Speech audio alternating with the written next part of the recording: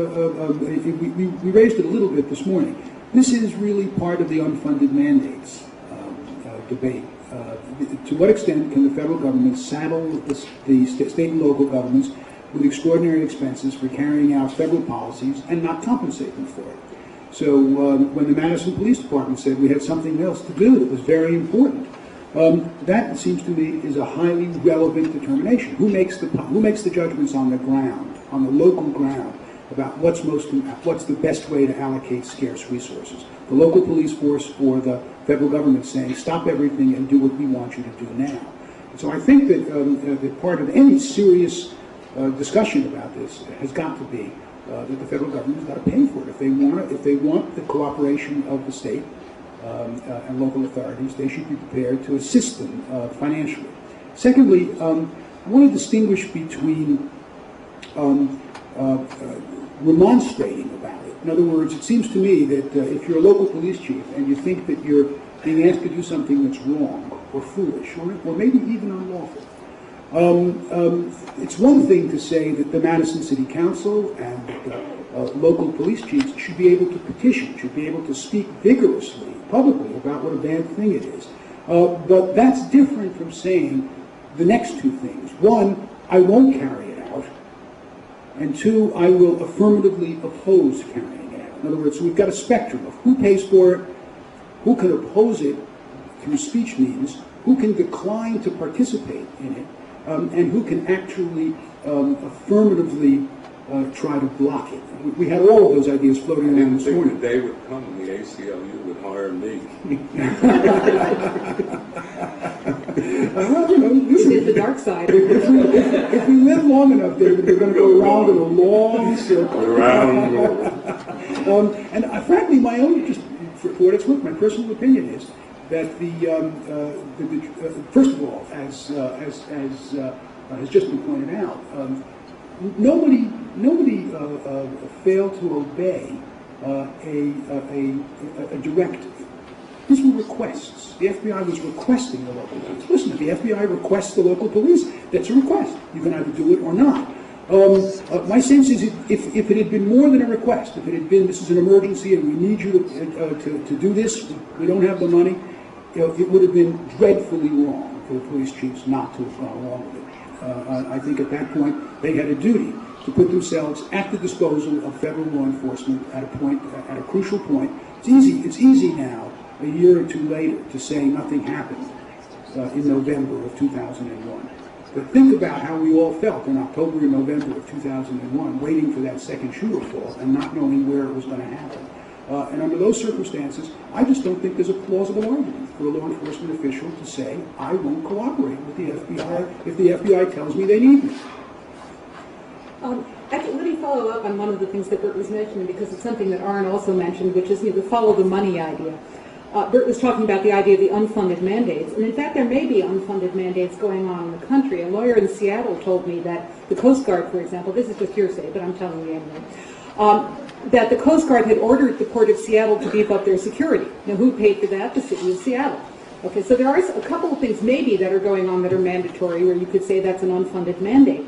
Does the principle of unfunded mandate apply if New York City voluntarily is beefing up its security? Nobody has told them they have to. Does the federal government have to pay for that? Vicki?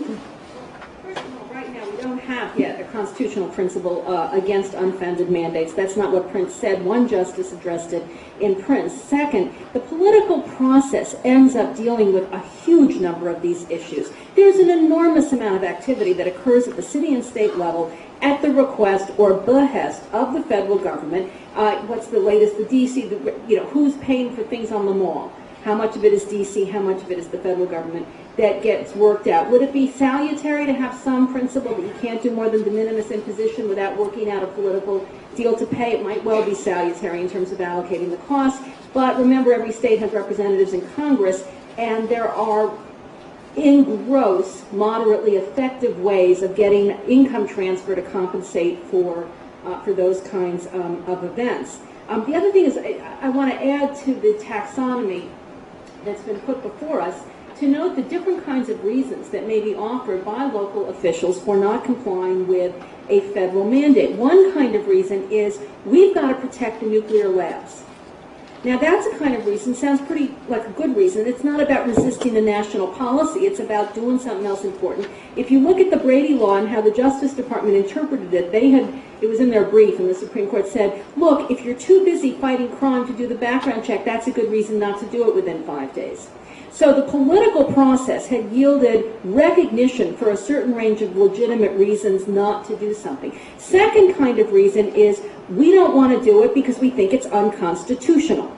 Now, if that's the kind of reason, let's not forget we've got a backup system called the Bill of Rights and individual rights, and that issue can get litigated, I think. Maybe the hardest case is one that was also mentioned in your description, which is we don't want to do it. It's not that we don't have resources right now, and it's not that we think it's unconstitutional, but we think it would be unpleasant in the local community. We don't want to take the flak for doing something unpleasant. If you want to do something unpleasant, you come in and do it. And that's the kind of political accountability dilemma. And the difficulty for us lawyers is that these things frequently occur together. The claim is it's unconstitutional, but also we don't want to take the flak. Or we have to protect the nuclear labs, but we don't want to take the flak, and maybe it's constitutional. So that they tend to come up together. I'm going to stop. Lucas. Lucas Gutentag. Yeah, since I haven't had a chance or invoked the opportunity yet, so I just want to also thank you very much for including me in this. It's incredibly interesting. It's somewhat daunting to comment on what any of you have said, since I just operate at a very practical level in terms of kind of where the rubber hits the road on a lot of these new enforcement initiatives on the part of the federal government. I wanted to just make a small point, I guess, in response to this questioning by local police, because I do think it's a combination of factors. And I think, though, one additional factor is it's not just that the police in Detroit or in Ann Arbor thought it was wrong on some mega level in terms of this constitutes racial profiling or this is the wrong way to go about investigating the attacks of 9/11. I also think they thought in a very practical way that it was counterproductive to their actual core mission of enforcing the laws at the local level. That it was involving the police in something that would be perceived negatively by the community, and as a result of that, because it was singling young Muslim men out, would undermine their ability to then perform the functions they're supposed to perform, namely enforcing the criminal laws locally. And they would alienate them from the community. It's part of the basic issue and argument on why there's so much resistance on the part of local police departments to enforcing federal immigration laws. Their basic view, for the most part, leave aside exigencies and that sort of thing, their basic view is that's not our job. Our job is to protect the community. Our job is to encourage every victim of a crime to come to us. Our job is to allow every witness of a crime to feel comfortable telling us about what they've observed. And once we're perceived as an arm of the federal government enforcing the immigration laws, there's a huge segment of the community that's no longer going to be willing to come to us. The person who has questionable immigration status, the person whose family member, spouse, parent, sibling who has questionable immigration status, that whole segment of the community is going to be afraid to come to us. And thereby, it's not just that we disagree with the policy on some constitutional level, it's actually actively, in our view, interfering with our core mission as a local police department. And I think that was very much part of what was going on. And I don't know how exactly that fits into our federalism question, but I think there's a real non-doctrinal, practical way in which the police departments will respond to this request, admittedly a request, not a mandate from the federal government. I'm glad you mentioned it, because that's really where I was coming from. I mean, it's not just the constitutional, it's not just, what they ought to do, but the real tough case is where they see it's really inconsistent with what they want to do. And in my view, is the federal system ought to respect that, because in the long run, the federal government does have the means to achieve its goals without intruding on what you're talking about. For example, a very concrete case, suppose you have informants who are from the Muslim community on drug deals. I mean, that who has provided helpful information, but now feels somehow just being exposed by the whole investigation. The next time they'll think twice about helping their local guy, where before it didn't matter to them. So, I mean, that's my doctrinal position really comes from what you're talking about. Well, I know Jason's going to talk in a moment, perhaps, about the funding thing, but I want to go back to something that Bert said and that Vicki said actually in the morning session about whether we have to understand the Prince question in all or nothing terms. I mean, there's some of what Vicki said earlier in Bert's comment that, well, in a time of emergency, even the Prince instinct, if it be a legitimate one in the first place, may give way. And I think that's a fair point, but we have to answer that question by reference to whatever vision of federalism that's driving Prince in the first place. I mean, whether it's about accountability, whether it's about making sure that states can be experimental laboratories, as Irwin said, or carve out a vision to kind of contest and compete with the federal vision, whatever that is. I think what the court was worried about in Prince is that it's kind of a McCulloch-like argument that the power to tax involves the power to destroy, the power to commandeer involves the power to destroy without stopping points, without limits. But perhaps an emergency situation provides such a limit. An emergency can't be maintained by the federal government to last indefinitely. You can't say there's an emergency 2 years after an event. So maybe there is some temporal component to the obligation of local officials to comply. And in this regard, I'd point out one other aspect about Prince that Anne mentioned in her paper that hasn't gotten a lot of play, and that is the separation of powers discussion that Scalia has. Remember, he says that commandeering not only violates federalism, but it also cuts the president out of the law enforcement loop, thereby depriving him of the power to take care that the laws be faithfully executed. And therefore, the statute in Prince violated both federalism and separation of powers. But in an interesting footnote, he said, we're not as worried about cutting the president out of the loop when states and cities voluntarily participate, because that's not going to happen as often. So and I think it was a very weak footnote, but he acknowledged some retreat from his principle of absolute unitary executive power because of some stopping point. He saw that there was a political check there. So I think that maybe there is some in-between position in Prince of the kind Vicki talked about in the morning.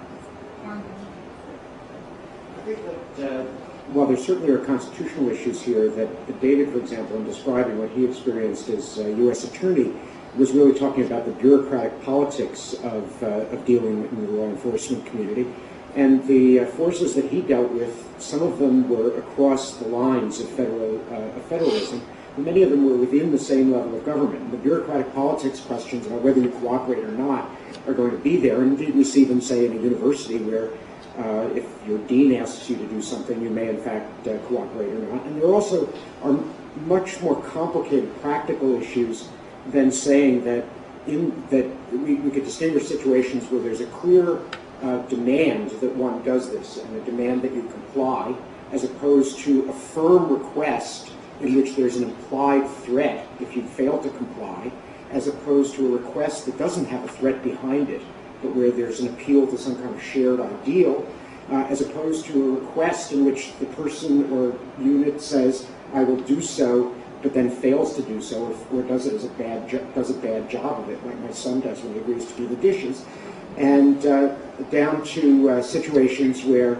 there is in fact a request and there's a sincere effort to comply in a sensible way. And I think that we should be concerned about this range of situations and not simply the ones that are divided clearly by the principles of federalism, because I think in the practical world in which people are affected, both the instrumental capability of responding to threats and also the damage that can be done to people whose rights are abused, that's the place where we ought to be worried.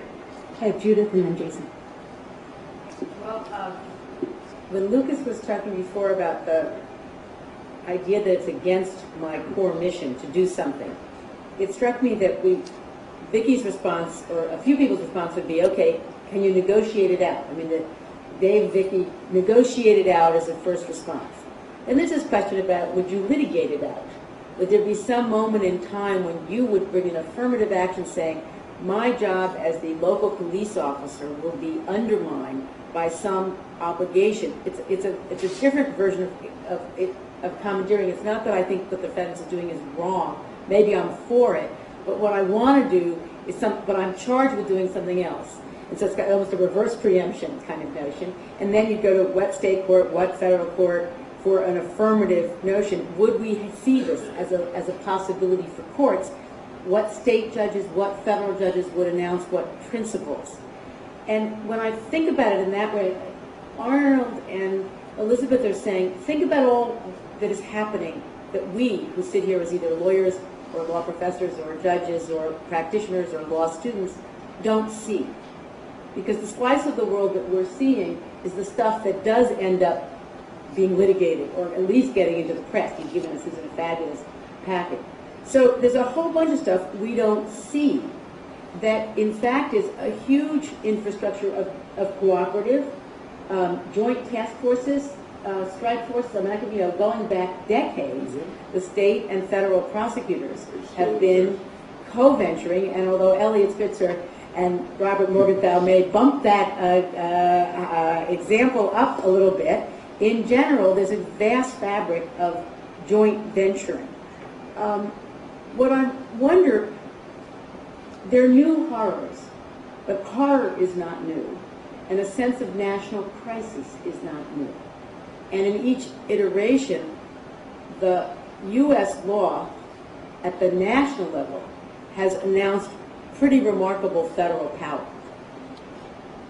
The Mann Act, otherwise known as the White Slave Act, tells us in an era when it looks like states have a lot more of policy making, that the feds can do welfare because we're against, quote, trafficking, well, we're against a lot of things. That if you go back to the New Deal cases, these are radical moments when push comes to shove, federal judges of different political stripes will end up saying, feds, you've got the authority. When push comes to shove, and most of the time we don't actually push to find out what will happen. Go ahead.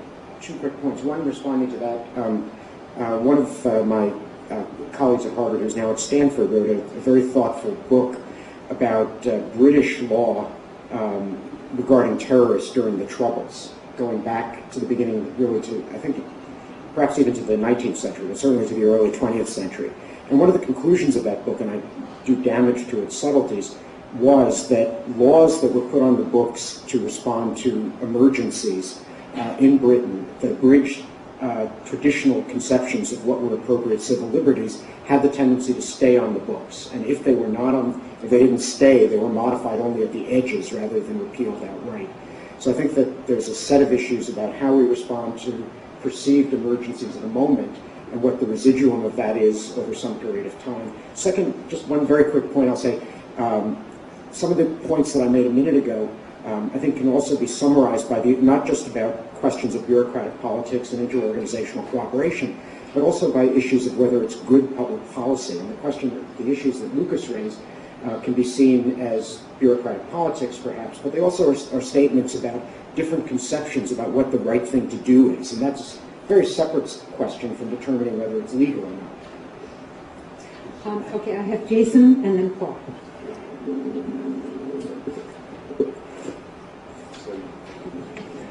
So I want to come back to Vicki's mentioning of the funding question, because I think it's really important in all of this. Left to the political process, it seems to me that funding is going to be put on localities. Localities have very strong incentives to invest in counterterrorism. At the national level, however, there are strong collective action problems that I think are going to end up underfunding counterterrorism, because no state represented in Congress really derives or sees itself as deriving the full benefit of those investments. I don't think that's true at the local level, where government will invest, however cash-strapped it is, because it has very strong incentives to protect its own citizens. So that seems to me to be one problem. But there's also the problem of fairness in all of this. If New York City takes a hit for the nation, it seems to me that it's appropriate for the nation to compensate and to pay the costs of additional security, particularly because the effects are, of course, not limited to New York City and spill over to the rest of the nation. And to bring this all back to my argument this morning about the militia and these other unforgotten provisions of the Constitution, I see in Article 4 of the Constitution a requirement that the Congress finance the cost of security. Article 4, Section 4 says the United States shall guarantee to every state in this union a Republican form of government. We talk about Republican form of government all the time, but there's more to it, and shall protect each of them against invasion and on application of the legislature or the executive against domestic violence. I think that terrorism falls within the meaning of Section 4 of Article 4, and that it's a funding directive to the national government. Either carry out the protection yourself or hire people locally to do it. And finally, just to link this up to my earlier point this morning about the differences, about getting everything back to the local level, when I actually advanced this argument in an op-ed around the time that New York City was trying to persuade the national government to finance Operation Atlas, I wrote an op-ed making this Article 4 argument. New York City ended up getting most of what it wanted, so I can only assume it worked. But when I wrote that, I received I received some fan mail and some mail from some people who weren't fans, and they lived, I received letters from people who lived in Nebraska and the Midwest and other states who said, why should we pay for New York, for New York's problems? And my response to that was, well, this is exactly why it's in the Constitution, because there is a recognition of a collective action problem. But importantly, I also received an equal number of letters from people in Rochester and Syracuse who said, why should we pay for New York City's defense? Paul, and then How do we get, oh, it is working now. Having grown up north of Syracuse and attended school at Syracuse University, I can assure you that, and now living in Oklahoma, that Syracuse is clearly as far away from New York City as Oklahoma is, and probably Nebraska, in any way other than actual air miles.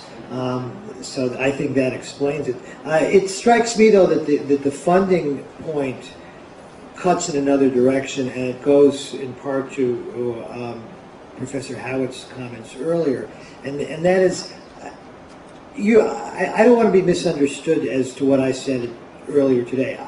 I think that cooperation is important, and I think it's quite obvious we all understand that local agencies must cooperate with the national government in a lot of ways.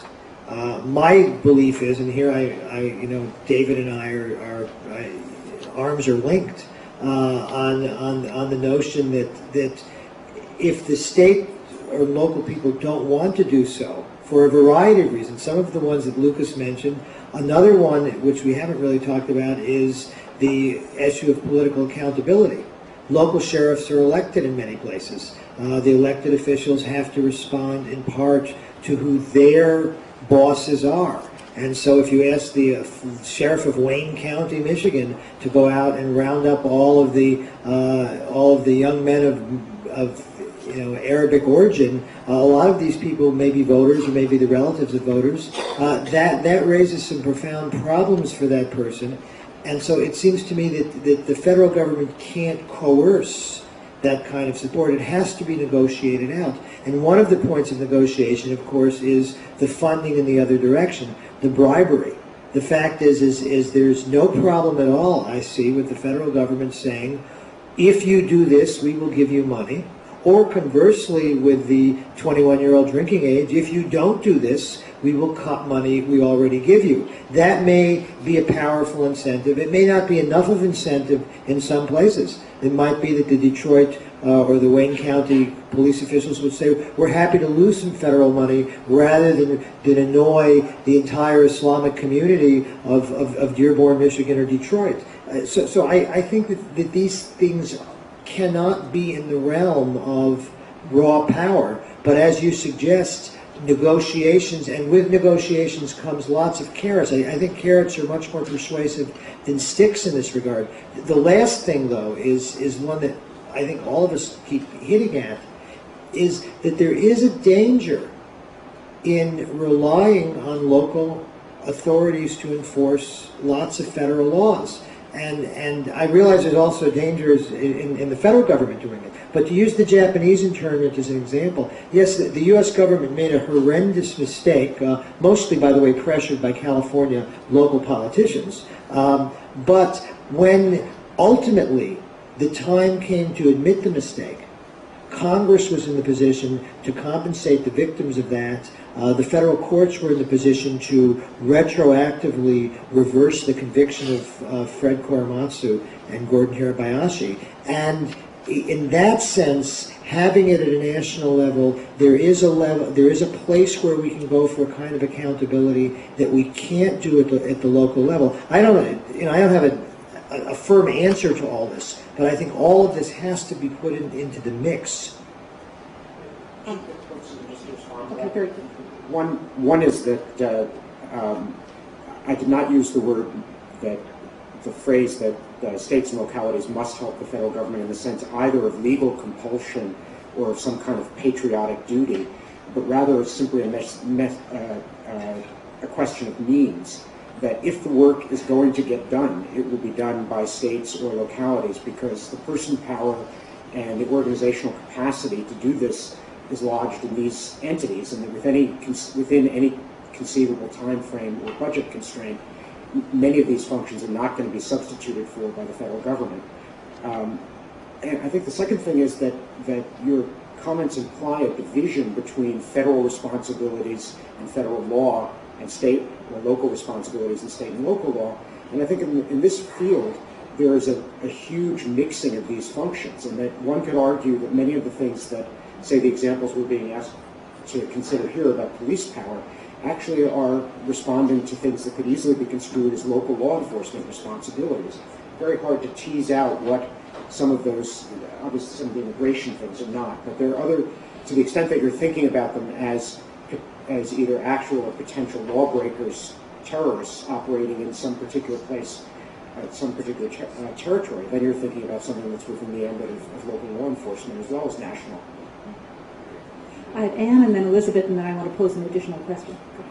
Okay.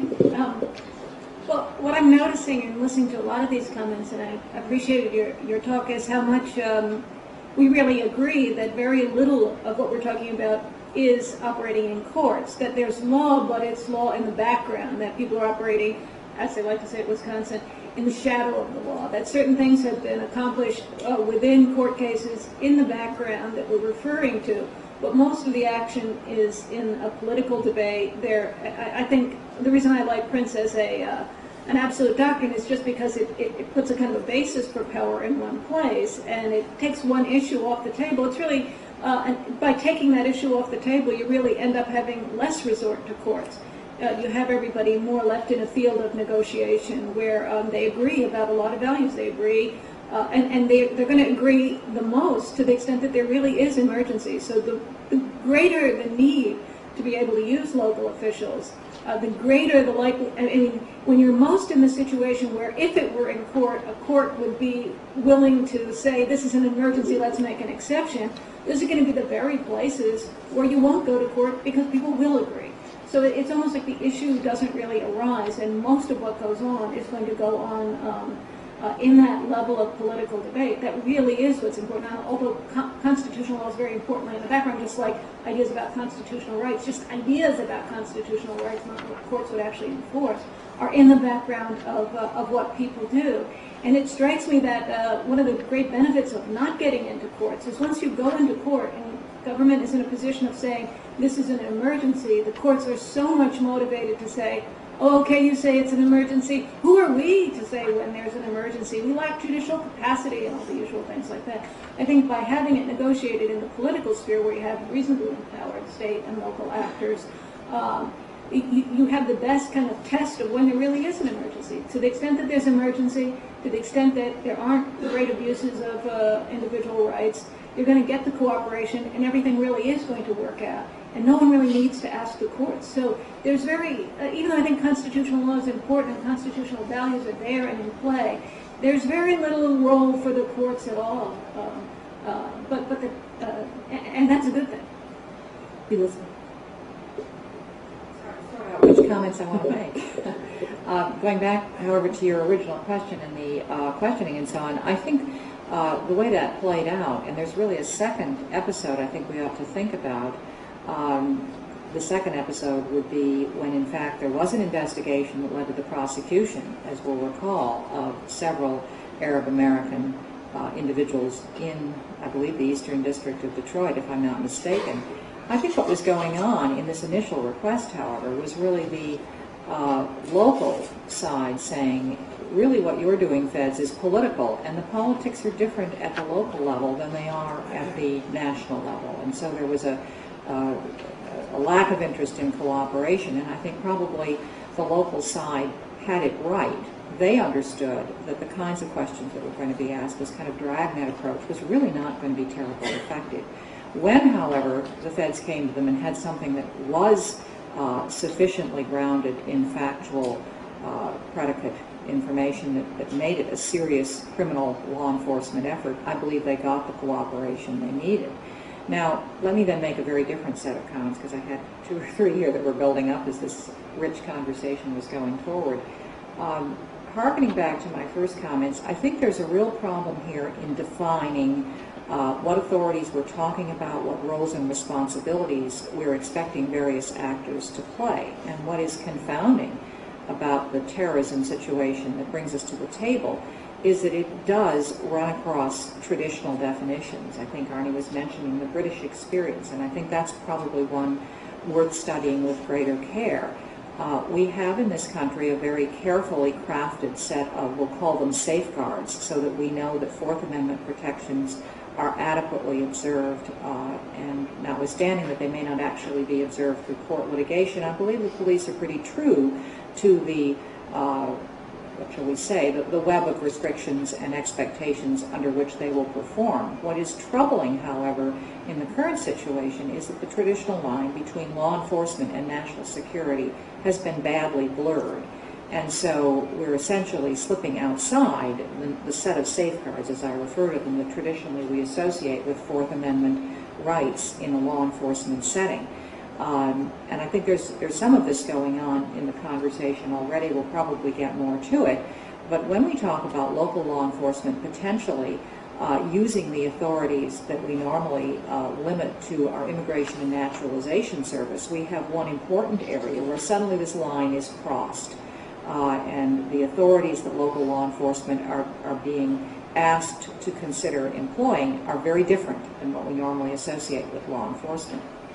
I think there's a similar situation that right now is pending before the Supreme Court, and I'm having a senior moment, but I believe the case is the National Center for, is it Constitutional Rights or Civil Rights? In any event, this is the case where Gladys... Security studies. Thank you, security studies. I knew I was getting closer. The case where the district court judge, Gladys Kessler, said some information could be withheld with regard to those who had been detained, but not all, and then the D.C. Circuit Court of Appeals, in an opinion by Judge Sentel, overruled her decision. What's interesting to me about Judge Sentel's decision, where there was, of course, one dissent by Judge Tatel, was that Judge Sentel relies on authority that was developed in a national security setting, not a law enforcement setting. And that line of authority, with which I have some familiarity, is quite different. And so once again, we see there's a crossing of traditional lines. I think in our conversations in all of this, what we find is that again and again, traditional roles are changing. We might even put the private sector into the act at some point, because they're being asked in several cases to assume authorities that we would not normally associate with them. I think my final comment then is that the courts may have ultimately more of a role in all of this than what heretofore we've expected them to play, and it's a very important thing that we talk and think about this, because I think unless we get the definitions and the roles and responsibilities clear, we're going to make wrong choices as a nation, and that is part of what I think is happening right now. Well, in terms of the blurring of the lines, I mean, one thing that did end up happening with the chiefs of police is that most did cooperate. It was only a few pockets around the country where people said, we do not wish to help the FBI. More of the community said, we're happy to cooperate. All around the country now, there are joint terrorism task forces where local and federal authorities are working together. Campus security guards have been deputized. Local law enforcement officials have been deputized to enforce immigration laws, so far as we know. And there are very many blurring of the lines, as we were talking about. Now, Arne was talking about the capacity to enforce all these federal, issues or mandates, missions, as being in the local people. Clearly, there are not enough federal agents to go around to question 5,000 people around the country or to enforce all of federal immigration law. Now, if federalism is working as it should here, and everything is all right as long as we're not commandeering and forcing the local officials to go along, that means we nevertheless have this blurring of the line. So I have two questions about that. One, what about that lack of national uniformity? It means that if I live in Detroit, my chief of police can decide not to do something that the federal government thinks is a really good idea to protect me. What about my rights? What does that mean in terms of the lack of national uniformity? My second question about these joint terrorism task forces, or the joint enforcement of immigration law, is what about Justice O'Connor's argument about political accountability? If, as a voter in Detroit, or not Detroit, the place where they're cooperating, Oklahoma, Tulsa, Oklahoma, let's say, if I'm upset about what's going on, how do I know whether to vote out my local sheriff or whether to vote out my senator? How do I know whose responsibility it is if everybody's cooperating? So, I'm testing, first of all, the lack of national uniformity if the principle holds and everybody can voluntarily decide whether to cooperate or not. Is that a problem, that lack of uniformity? And second, what about that accountability argument? Does that really go away because everybody's cooperating, or shouldn't it have been there in the first place? Lucas, do you want to start? Because I would separate the two, I think. Yeah, they're two different questions. Yeah, in the sense that I think on the uniformity question, it depends on uniformity about what. And I think in that respect, immigration is kind of in a world of its own, not necessarily in a world of its own, but it's in a particular pocket of areas where there is supposed to be national uniformity. And it goes back maybe to the preemption point, which is the field that, as a general matter, is preempted. The states generally, localities generally have no role to play, with very narrow exceptions. And so insofar as there's supposed to be uniformity in immigration, we can talk about what exactly that means, but as a general principle, it's an area of law where there's supposed to be national uniformity, then it does seem to me to raise those questions, that if you start using localities, maybe some localities are involved, others aren't, that sort of thing, you have a disuniformity. You have a second level of disuniformity in the sense that how the law is implemented, even if every locality were to agree, unless there are uniform standards and so on dictated by the federal government as part of the condition of a locality agreeing voluntarily, there's going to be a lack of uniformity in enforcement. Some of that presumably is inevitable anytime you have law enforcement, but maybe there needs to be greater uniformity in enforcement or in application when it's an area that's supposed to be uniform to begin with. On the, I forget the second. Accountability. Oh, the accountability point, cooperating. yeah, is I don't know, it's harder for me to address it. Every time that comes up, I keep thinking back about if you can do it through the spending clause, then why can't you do it through the coercion? Because the accountability problem is the same ultimately, isn't it? But maybe not. But it seems to me that once you can do it one way, you've got the same, as I think a number of people have said, you have that accountability problem in any event, I think. I was just going to say, on the other hand, compulsion gives you a defense if you're a local official. The feds made me do it, and I didn't have an option. But I wanted to go back to this business again.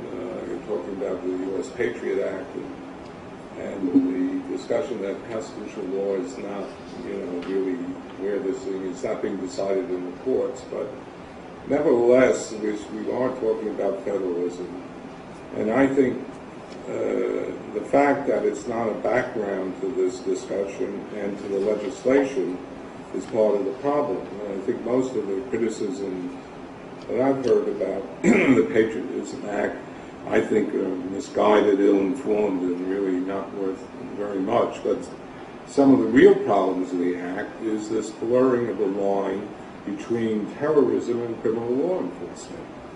And the failure, for those of us who come from the federalism perspective, so to speak, I think we're in a stronger position to make an argument that some of the Act, insofar as it goes over the line beyond the problem of the war on terrorism, and lack of respect for some of the issues that arise with respect to the states, we're in a better position to argue for that position than those who for us a more national perspective.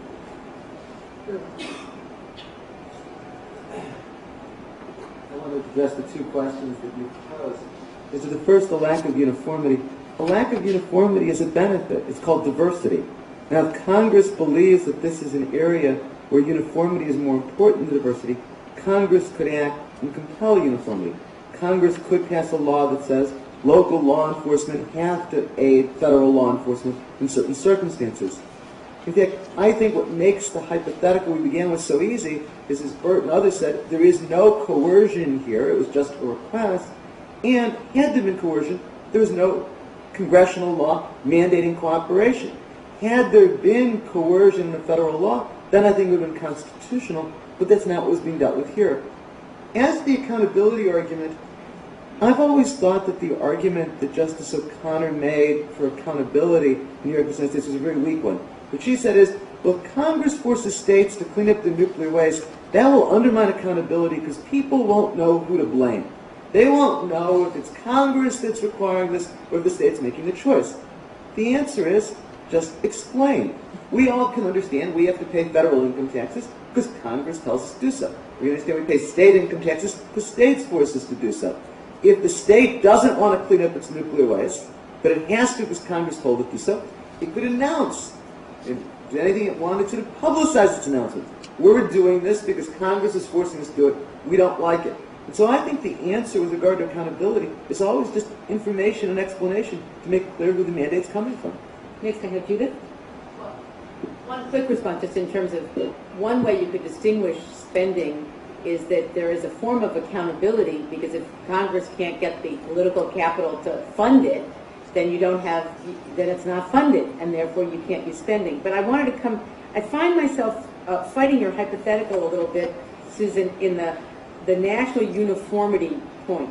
We have lots of national uniformity, UCC, uniform laws, federal mandates on the Adoption Act, and the Foster Care Act. I mean, we're shot through with all sorts of rules cramming things down on states or joint venturing and co-venturing.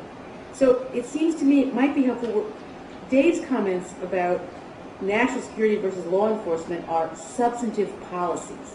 We think it's a really bad idea at the core to have everything be terrorized and blur the notion that there's something, lose the capacity to understand that there is some activity that is criminal, and hopefully there's a very small activity that is terrorist that deserves that label. And the scary part, sometimes operating through state federal, sometimes operating external to a federalism conversation, is at the core this is a really bad idea. So I think it might be helpful to extricate from the conversation sometimes when collectively, from many different points of views, we find ourselves horrified at a set of substantive laws, and then ask how we might denaturalize them, and whether languages involving federalism or languages objecting to the policies or languages being civil libertarians or whatever vocabulary is close to your heart is the language to say, hey, this is the wrong law. Well, let me add, before going on with the list, a comment in terms of what you were saying. Another thing I think we could get on the table here in terms of how federalism is working is all the Bill of Rights Defense Committee resolutions that Ann was mentioning this morning. At this point, there are over 200 cities and towns and villages and 3 states, Hawaii, Vermont, and Alaska, that have passed their own variations of resolutions saying we think the Patriot Act is a bad idea for a variety of different reasons. Some of them say, although we cannot stop the FBI from doing so, we will not cooperate, we will not permit the use of state resources. We are instructing our law enforcement officials not to spend their time or resources doing things to affirmatively help. And there are many, many variations of this. Some of the local laws say we will not go out and question people, we will not send undercover agents into political or religious meetings or into mosques unless we have probable cause to believe there's a crime being committed. We will not do it. We will not permit our officers to do it voluntarily. That's one kind of thing. Arcata, California has an interesting provision that fines city officials who cooperate, affirmatively cooperate, help out with enforcement of the Patriot Act, $57. How they arrived at that, I don't know. But if you're a city official, There are like 9 city officials in Arcata, and what Arcata has said is you have to go to the city council if any law enforcement official is going to help, or we're going to fine you. So there are all sorts of different restrictions about, not here, you don't, our agents will not do that, to try to, instead of leaving this as a voluntary decision for individual law enforcement officials, to sort of make a city or state or local policy saying we're instructing our people as to what they can or can't do. Now, there are a couple of issues about that. Again, one of the questions is federalism working as it should?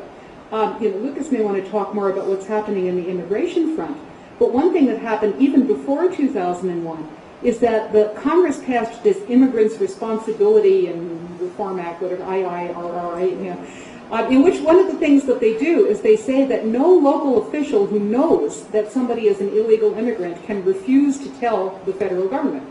Okay, so New York City used to have a policy that was a don't ask, don't tell policy. People were talking before about the problem of if you have people who are illegal immigrants in New York City, people are going to be a little afraid to go to the police and complain about a crime or come forward as a witness or do things that you would like them to do if they're afraid that as soon as somebody discovers that they're not here legally, that information will be turned over to the federal government.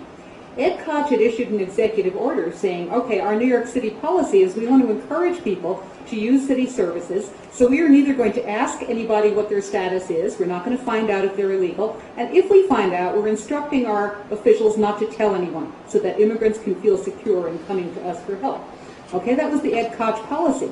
After the 1996 Federal Act, the federal government apparently claims that they had preempted the New York City policy. Rudy Giuliani brought a lawsuit saying you can't do this, 10th Amendment, federalism, etc. You can't tell us, we have to cooperate with the federal government.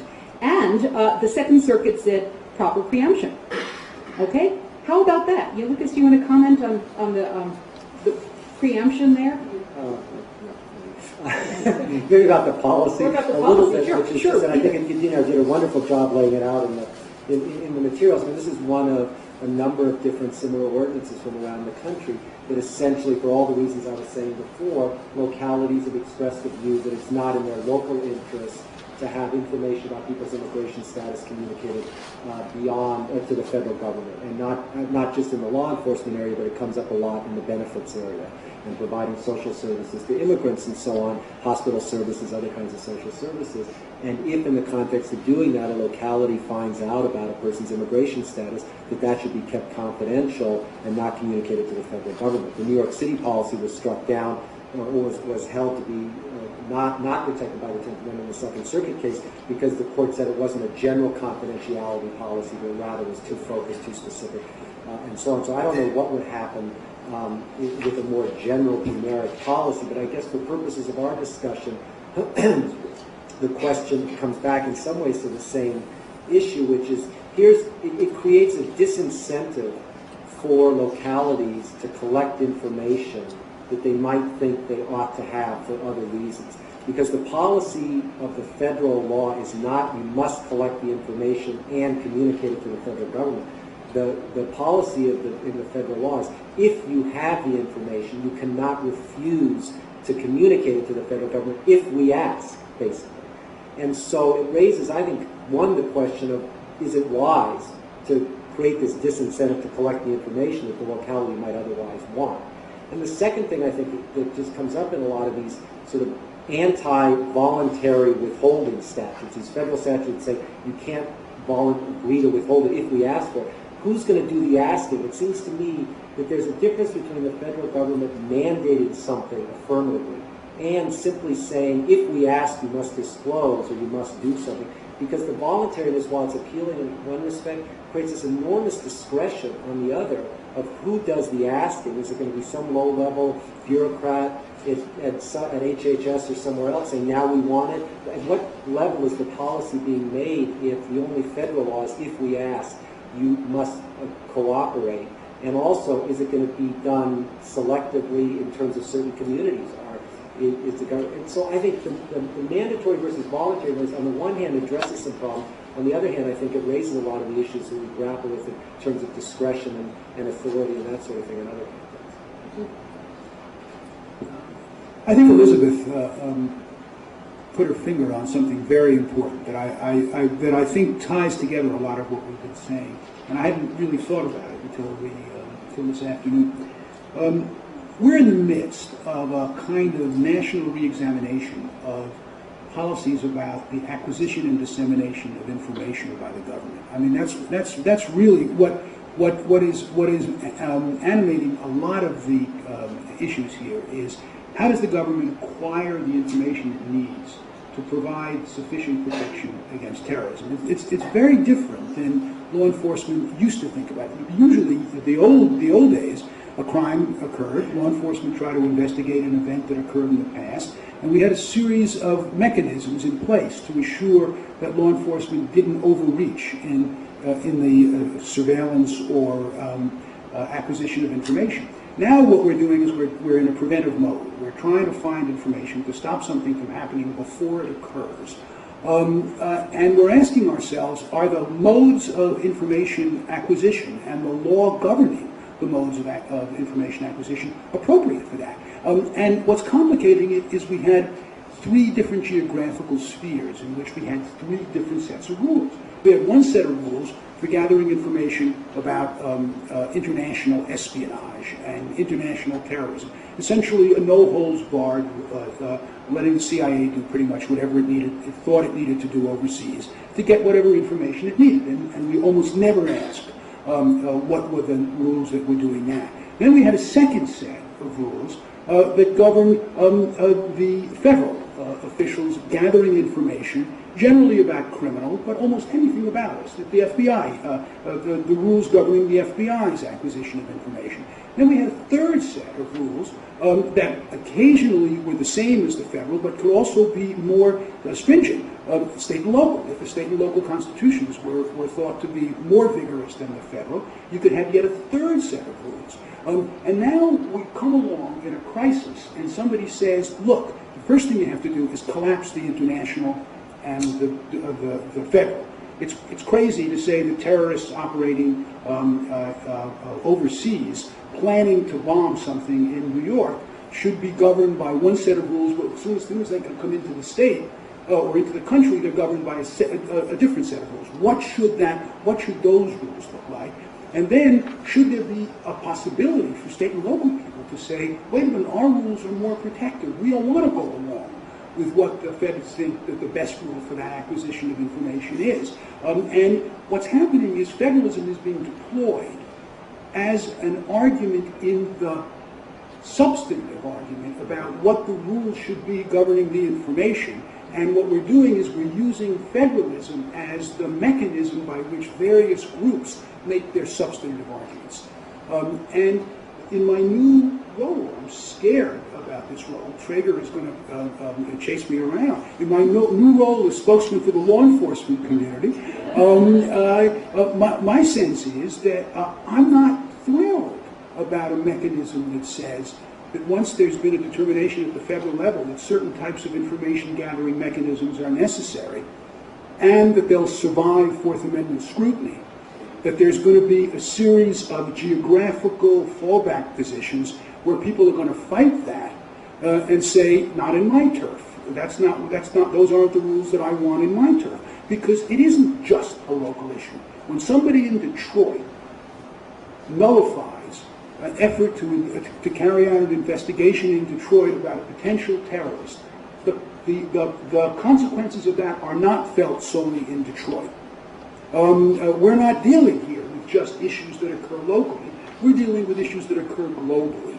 And I think what we need is a set of norms that will reach unified positions on this. Test them in the courts. Let's make sure they work. I mean, but once we've decided that they satisfy federal constitutional norms, then I don't want to hear about local people. Does that mean Arcata, California cannot fine its officials $57 for not complying with the Patriot Act? Absolutely not. Absolutely not. Okay, next I have Ernie.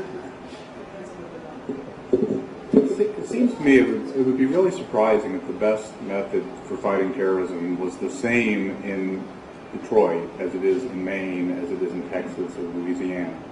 And it seems to me any federal strategy for combating terrorism that had the same exact approach to those communities would be a terrible strategy. And so it seems to me that what's likely to happen is that if this is federalized completely, the Justice Department should and hopefully would then consult with the local U.S. attorney and figure out what the best strategy in that jurisdiction would be. And so it seems like this is likely to be another one of those areas where there's a great big argument for federal uniformity, but then the federal policy that emerges is actually quite different implementation in different localities, much like the environmental laws, right? The classic argument, the classic example that people give for the need for federal uniformity is things like air pollution. And yet the way we regulate air pollution is we have perhaps uniform ambient standards, but the way we get to those standards is you ask the state how they want to implement, and whether they want to test the cars or clamp down on the coal plants or whatever. And so now it seems like what we're really talking about is who is going to make the call on what the local strategy is going to be. Should that be the local U.S. attorney, or should that be the local chief of police, a state official? But what we're not talking about is uniformity. And it seems like these arguments about how, well, if you do it differently in one place, that will undermine security in another. That's true. If you do it badly in one place, it will undermine security in another. The people got on the planes outside of New York. But it assumes that the uniform way is the way to avoid doing it badly in the first place. And that may very well not be true. Paul and then Vicki. I find myself strangely agreeing with Ernie and David and fighting Bert here. This is very weird, but maybe this is what Susan's genius is to do, is to make us all... Turning the tables and creating strange bedfellows. To bring us to this wonderful city and then make us all thoroughly uncomfortable intellectually, so we'll think more. And so for that, we again thank you and David. I should add that when I spoke earlier, I was expecting to go last, because that was what the program was. And Susan surprised me by saying, "You're up." And I had wanted to say, in my state of confusion, failing to shut my phone off and everything else, to not only thank Susan, as everyone else has done, but to also thank David personally, because my first law teaching job was under David. And at the time, I was a history professor. And unlike Arnold, I do play a law professor on TV, although, and sometimes you can play a lawyer on TV, but not at least according to any bar association. So this is an opportunity to thank David for launching my career as a law professor and my being able to be his ally today. Now to you. It seems to me that... He's not thanking you, Bert. It seems to me that the uniformity issue is exactly what's crucial here. That is, if you have Arcadia, California, or Detroit, Michigan, where the local people are not interested in enforcing the law, whether it's because of sort of mega political views that they're afraid of civil liberties, or whether it's local real politics of the Arab community in Dearborn and Detroit, it seems to me that asking them to do so is fundamentally and deeply stupid for the safety of the United States. I'm completely in agreement with you that if they don't do it right in Detroit, it could end up in a disaster somewhere else.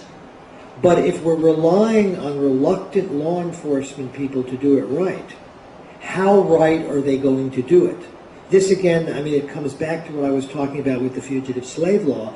Ultimately, the U.S. government had to conclude that if they wanted the law enforced, it had to be done by people who are on the federal payroll, part of the federal process, because you simply couldn't trust local officials to enforce federal laws that are fundamentally and deeply unpopular. Now, there are times when that can be done through court orders, through contempt citations, but as we've just seen in Alabama, where I was actually a witness in the original trial, ultimately the Chief Justice of Alabama would rather resign than move his monument out of his courthouse.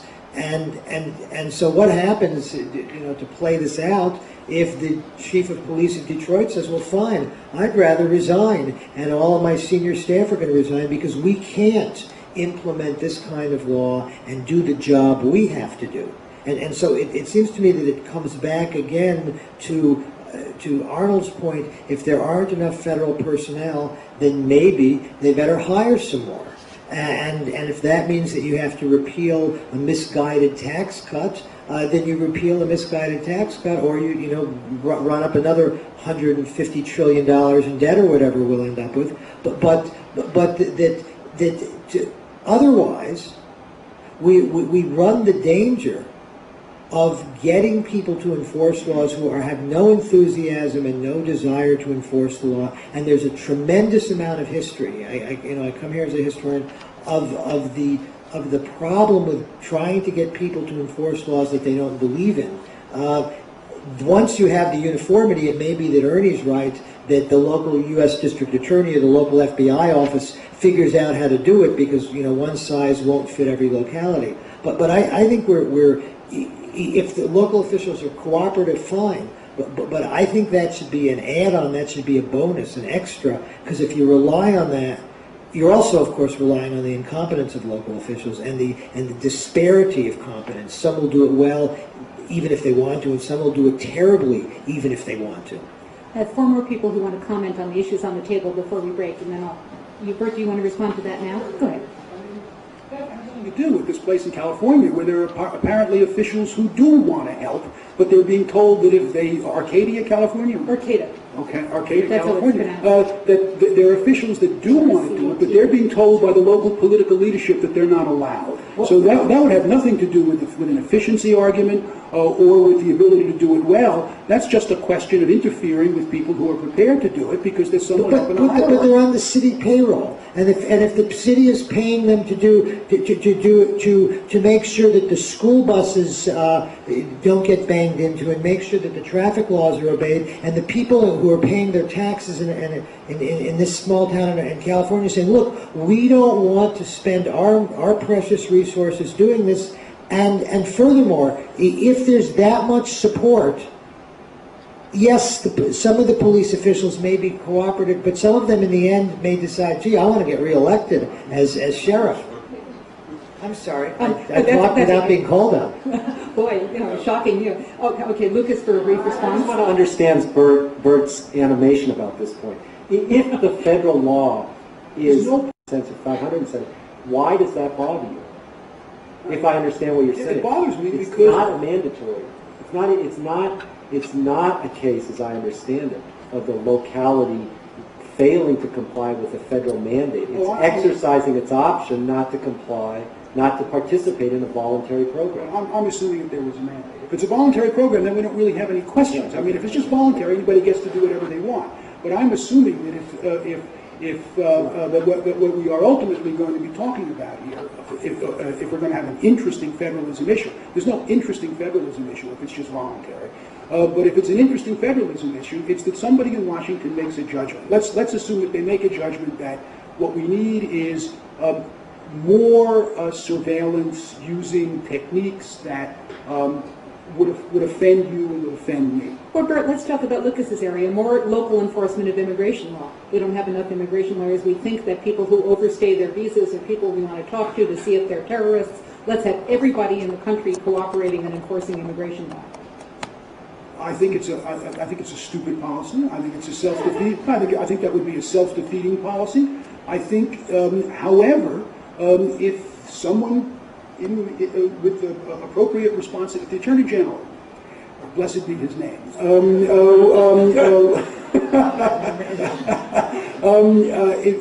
if he comes up, if he believes that the enforcement of these laws are extraordinarily important in dealing with a terrorist threat, and that the United States lacks the manpower to do so for a relatively short period of time, and that there is a crisis situation that requires cooperation by local law enforcement authorities in dealing with finding out the presence of aliens in the United States, I don't believe local authorities should or can legally say no. Lucas, can you just remove all the caveats to that? It's not short term, it's long term. It's not an emergency, it's permanent. And then is it any different? In other words, the Attorney General says there are X million undocumented immigrants in this country. I think my policy priority is going to be to to remove them as quickly and as aggressively as possible. I can't do it unless every local police department participates in that, so therefore, henceforth, they shall. Okay, I think we're beginning to have a competing need for coffee and cookies, so I'm just going to call a few more people on our list, and then we'll continue after a break. Vicki, go ahead. You've been waiting patiently. Let me leap in on this with the microphone. Leap into the microphone. I will leap into the microphone. Oh, They have to pay for it. Okay. Follow the money. Elizabeth, were you going to just go on to something else before Elizabeth? Everybody wants to follow up. What is the moderator do? I have Ernie and Elizabeth. Okay, that right, the table can talk, and then we're having a break. So very briefly, I think I'm with Bert. I'm with Bert on the emergency, short-term, national emergency, federal determination. That seems to me, that was my objection to Prince, is that it did not allow room for that. Now, what about the longer term? It's not a big emergency. It's a problem. And the reason the local police don't want to do it is, as Lucas said, it will make them less well able to protect their own city. And I find myself reformulating Bert's reminder to us earlier this morning that we're dealing with the question of what majority decides. Hobbes keeps coming into my mind. Okay, first duty of government is to protect us from getting killed. And you've got police in a local community, and you've got the FBI at the national level, and everyone wants to protect their community from being killed. And how do you sort this out? And this brought to mind an argument that I associate with Deborah Merritt, except she's not here to tell me how I get it wrong, which is that if we think, one of the things I do think, that I think she thinks, is that the Constitution does guarantee the existence of the states. And that's an important part of American federalism. It guarantees their existence, indestructible states in an indestructible union. And so in looking at the nature of the federal commands that the Constitution ought to be construed to allow the federal government to give to the states, it seems to me a standard, it's not a bright line rule, a standard though, is will this interfere with the capacity of the state governments to perform core functions? One of, if you buy that, a core function plainly is policing, preventing people from killing each other, stealing each other's stuff, and leading the community into anarchy. I don't know what people think of that frame, and in light of the hour, I will not further elaborate. Thank you. Okay, Elizabeth. Well, I like following Vicki very much because I like to put myself in the position of the lawyer advising the local police chief. And what I would say to him, this is a very nice request. However, you have a core mission to which you are bound and obligated to make sure, as you've just been saying, that you carry out. But secondly, our folks are going to need to have the right kind of training in order to employ these broader authorities than what we are normally used to handling. And therein, I think, lies a real problem. If we start, I think I alluded to it earlier, offering local law enforcement the ability to make use of authorities for which they're not trained in handling, the consequences may not be pleasant. And in fact, in that regard, interestingly, I think it was the Hamdi case, when the decision was made by the higher-ups that this would be a case that was moved into the Guantanamo group, if you will. I believe I'm correct if I say that the FBI said, we're not going to go there. If this person's going to be moved, it's going to have to happen under military authority because we have concerns about 1983. And I think that goes right back to what I think it was Irwin's paper this morning talking about the potential of liability. If you're operating in areas for which you are not properly trained and indeed authorized by whatever your local statute is. Bernie, Irwin, David, and then coffee and cookies. Go ahead.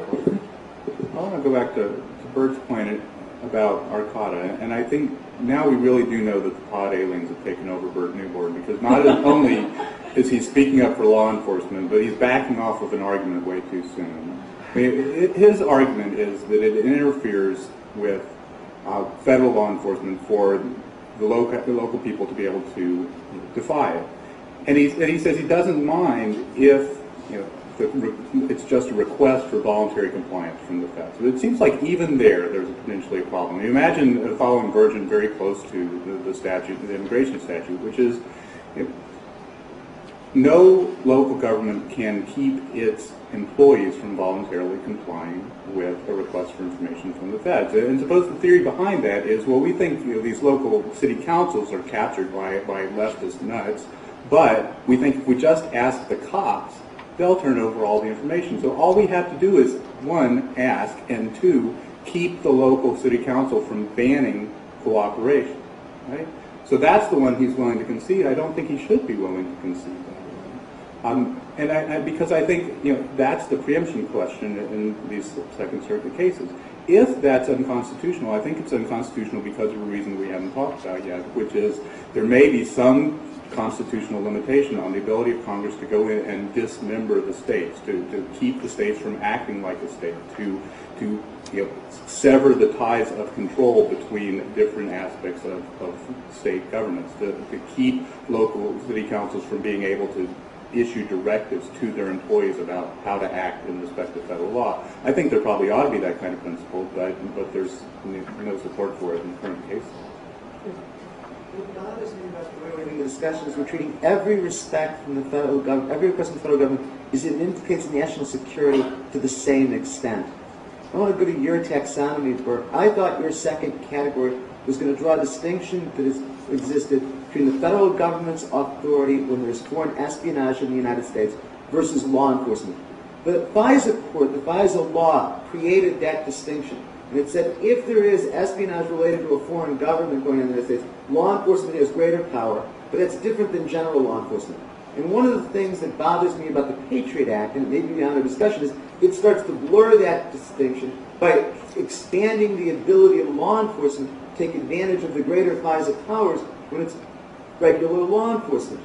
Well, if it were truly espionage in the United States, if it were truly terrorism related, there's every reason why the federal government would keep the authority and not ask local governments to do it, because they get all of the powers of the FISA court that local law enforcement can't take advantage of. The reason that ties to where I started, keep in mind where Susan began our conversation.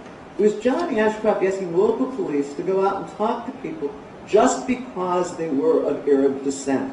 And we're equating that request with safeguarding national security. I don't think just because John Ashcroft asked the local police department to do it, we should assume that the security of the United States is at stake. I think the way it's set up, if it were really about national security, it's very unlikely the federal government would be asking the local governments to do it. They take advantage of their much greater powers under FISA anyway.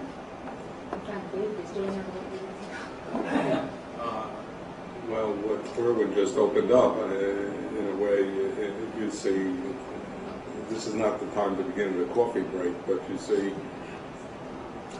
I think Judith was making the comment before that I want to see the issue through the paradigm of federalism, what are essentially policy differences. But I go back to your point, Bert, that if you made the argument in terms of Fourth Amendment, and Ann made it this morning, you lose. But I would say if you respect the notions of federalism, you're more likely to win, both not only constitutionally, because I don't think most of these cases are going to come before the court, but I think in terms of drafting legislation. I think that, as I said before, and here I agree with Erwin, that, and what was said before by Elizabeth, that if you respect federalism, you would not have had those provisions of the Patriot Act that went beyond truly issues of national security, and therefore I think the law would not be viewed with such suspicion, and ironically would be more accepted by various state and local officials that Lucas is talking about. And maybe this is really throwing oil on the fire, perhaps the fact that they were focusing on Muslims might not have provoked such a negative reaction. But what was really going on is that it was being viewed in a much broader lens than, quote, the narrow federal interest in protecting our national security in a very narrow sense.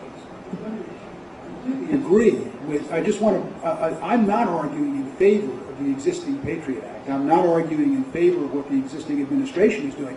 I'm saying that there's a theoretical power, if linked to terrorism, if linked closely to national security, that would override the federalism concerns. What's given rise to, I think, the anxiety everywhere is that the current administration is using the national security and terrorism concerns as a vehicle for introducing into the general criminal law a revolution in the Fourth Amendment. And I think that's the concern. Okay, on that note, we will take a coffee break, and then if we could just take a break for 10 minutes, then we still have some important preemption.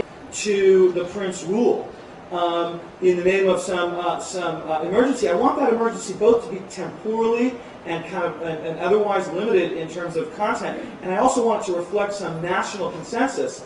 So I want Congress in there as well, and that's one of the things I think that bothers me about some kind of indefinite suspension of this idea. Actually, while we're waiting for our technology, do we have the microphones on? Yeah, the microphones are now on, and in 1 minute I'm going to want to play the videotape that we have, which will be a little bit behind. But actually, one issue that came up this morning, one thread that we didn't follow up on, was somebody was talking about separation of powers. And it seems to me that a lot of Vic's proposal this morning is really about separation of powers. Because what we're assuming, if we take Irwin's suggestion seriously, is that Congress can preempt most anything that the state and local governments are doing here, assuming that they're acting within the bounds of the Fourth Amendment, First Amendment Constitution. They can preempt what they want. Therefore, the question in terms of what the locality and the state governments can do is really a question of whether or not Congress has acted. And it may be that the room for Vic's proposal is when federal executive officials are doing things on local turf in contravention of local policy where Congress has not preempted local policy. And therefore, maybe what we're really talking about is a separation of powers problem of picking off the federal executive officials as compared with Congress, which can preempt anything it wants. And maybe that's what Irwin's policy. It's all up to Congress. It's not up to the officials. Could I just make a little point in that regard, which is that a lot of the discussion of federalism usually has to do with Garcia and the idea of the political safeguards of federalism. That's entirely, or nearly entirely, about the structure of Congress. And so when we're talking about things that the executive does, where is that structural safeguard? I mean, maybe that just needs to be done in a completely different way. I mean, the people that are on the side of the Federalist majority don't believe in the Garcia safeguards at all, and I would agree with them. But for people like Vicky who actually believe in I once was at a conference where I said nobody believed it anymore. You were there, and you said that you did. So, but even assuming all that, if it's not Congress acting, where do you get the political safeguards of federalism? There's no structure at all. Well, maybe Vicky has had a newborn conversion today, but for 30. Well, I'm profoundly skeptical of the Garcia argument, but it's better than nothing. And it happens as a practical matter that if you insist on Congress acting, and especially if you insist on them acting clearly, then you can win a lot of big cases for the states, and probably cases that matter a lot more than the ones the states actually do win. The problem is, preemption doctrine hasn't made much of a distinction between executive action, judicial action through federal common law, and legislative action. So you'd have to have a fairly substantial shift in judicial or in preemption doctrine in order to take advantage of that. And it actually turns out to be really hard to do, unless you're willing to impose something like the delegation doctrine. Then you have to ask, well, are you really not going to give preemptive effect to an administrative regulation? And then you can start playing around with, well, what sort of executive action should be preemptive and what not. But those problems are incredibly thorny when you present them. Yeah, Vicki, and then we're going to go to our videotape. Is this working? Can you tell? Okay. I'm not sure they're that thorny. The idea that where conduct raises constitutional questions or constitutes a significant change in the existing balance of federal and state relations, I think there's a case that's coming to my mind. It's a First Amendment case called WDAY, where there was a question of the scope of whether a state statute could do something with a radio broadcast. And the court says, well, we think this is kind of preempted by the FCC stuff. It's an old case, 30, 40 years ago. Why did they say that? Most people think the real motivation was because there was a First Amendment problem with what the state was doing. So can we deal with this kind of what's executive, how does it translate to executive authority? It's what's the statute that authorizes the action? Does the statute authorize the action clearly enough? If it doesn't authorize the action clearly enough and the action would be constitutionally doubtful, we will construe the statute not to authorize it, i.e. the tons of cases that you and I teach in federal courts where statutes are construed against their plain language in order to leave open an avenue for constitutional review. So, and in other legal systems, including the UK, which until very recently did not have a written constitution, the courts were able to hold back a certain amount of executive action in the civil liberties area through the ultra vires doctrine. That is to say, the statute under which you're acting doesn't authorize this. So I think that's a possible means. Second, I just want to raise another heretical notion within the context of U.S. federalism, and that is someone said, well, if they can legislate, they can preempt. That does seem to be the law. I don't think the court would actually mean it if Congress were to pass, say, statutes relating to a whole range of crime that affects interstate commerce, and were to say, and the states can't punish it either. Congress has not done that for the most part. But the notion that the federal government could preempt the states from making criminal any conduct that was within the reach of the commerce power strikes me as likely to lead to one of two things. Either the commerce power will be dramatically made smaller, or the court will start to think about whether preemption really is necessary to implementation of the federal power. The last point, if I have the time, on Vic's idea. Vic and I were talking at the break, and his idea, and Akil's idea, has historic roots in that before Bivens was created, federal officers were in fact sued in the state courts on state tort claims, common law tort claims. Fourth Amendment issues would come, or whatever the constitutional issues, would arise in defense. The officer would say, well, I'm authorized. The plaintiff would reply and say, no, you're not. You're outside the Constitution. And these cases were almost always removed into the federal court. So you had a very similar posture, state cause of action to correct or get redress of federal officials, and actually being adjudicated in the federal courts under the federal officer removal statute. Right, and all the Congress 1983 idea would do would be expand it so that would go beyond state tort law to cover all constitutional violations. Okay, what we're going to do now, which I think is a perfect lead-in, because Ron Chin's Passaic County Jail case, where the federal government preempted the New Jersey disclosure law, as you're about to hear in more detail from Ron himself, was a case where there was preemption by an executive agent as opposed to by Congress itself. I think the beginning of the tape may have been cut off, so let me just tell you that Ron would be telling you at the beginning about the fall of 2001, where there were very many people detained by the federal government, and it turned out that many of them were being housed by contract with the federal government in the Passaic and Hudson County jails in New Jersey. Okay, and I think that may be enough of a pick-up if you now want to start the state version.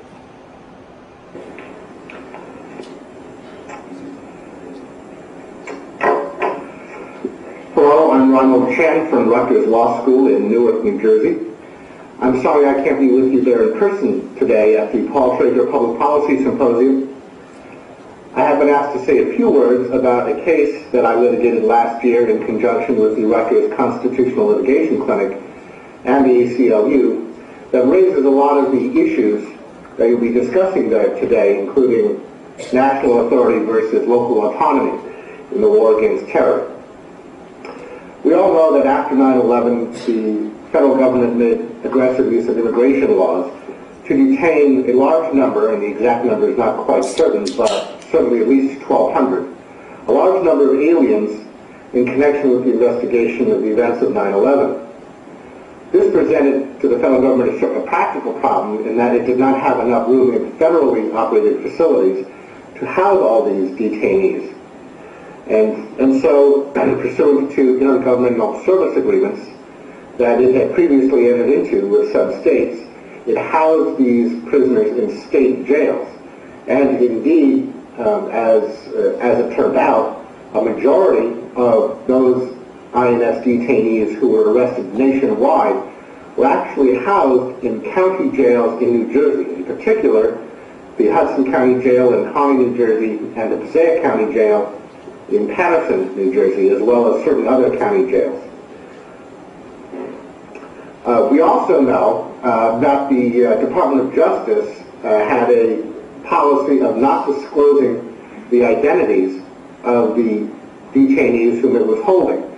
And Attorney General Ashcroft said that this was for two purported reasons. One, that he did not want the identities of the people whom the Department of Justice had detained to give any hints to Al-Qaeda about the nature of the ongoing investigation. And two, he said it was also to protect their privacy. There was, of course, a lot of criticism of this notion of secret arrests or secret detentions, which has historically been an anathema to constitutional norms. But the nature of the case that we brought here in New Jersey was pursuant not to on federal constitutional grounds, but purely on state law grounds.